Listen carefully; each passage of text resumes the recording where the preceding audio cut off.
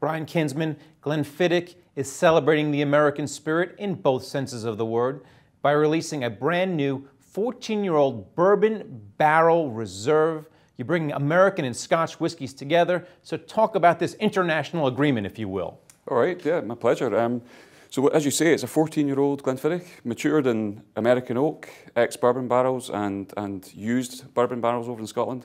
The unique part is it's then finished in virgin American oak barrels, so those barrels that would have been going to the bourbon industry, we take them to Scotland and we finish the whisky for about 4 months to give it just a little hint of that bourbony richness. Can you talk about how the taste differs from traditional Scotch whiskies? Because you're bringing America into Scotch whiskey. This is a big deal.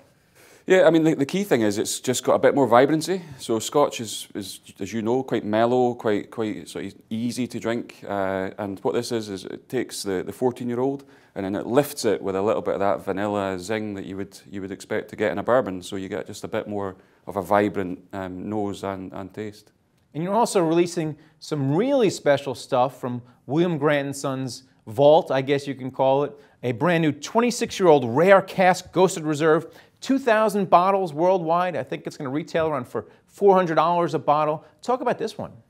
Yeah, well, we're very lucky. We're a family-owned business, and as you might imagine, as a family-owned business, the accumulation of stocks and rare old casks has been fantastic over the years.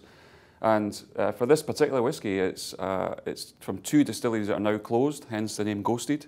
And what it means is it's a genuine one-off. You know, when these whiskies are gone, they're gone because the distillery doesn't even exist anymore. So it's a little bit of a blast from the past. Tastes amazing, and literally a sort of legacy of days gone by. And you're also bringing out another special expression, a 25-year-old version called the Annasach. Can you talk about that one? Because this is also an expensive whiskey. Yeah, well, Annasach's a really special one because what we do there is we partner up with retailers in the US. We involve them in our process a little bit, so we get them over to the distillery, or I come here, and we actually build the blended malt together, so they get a bit of input into how it tastes. And then when it goes on sale, that means it's for their particular store. It's a unique whiskey that their guys have all been involved in making. So it's a real partnership. All right. Well, at $400 or $300 a bottle, it's certainly not on sale. So what's the best way to drink the Annasach or this 26-year-old ghosted whiskey, other than by yourself? Because if I had it, I wouldn't share. It's yeah, well, it's a good point. But I think the key thing is drink it how you want to drink it. My recommendations, always add a little dash of water, but on the rocks is fine, just don't add Coke. All right, now we've been hearing a lot about Irish whiskies hitting the US market, really expanding their growth. Can you talk about Scotch whiskey versus Irish whiskey? Talk about the growth of Scotch here in the US. Well, you're right, both categories are doing well, both are growing. Irish is growing in volume quicker than Scotch, and we're involved with that with Tullamore Dew.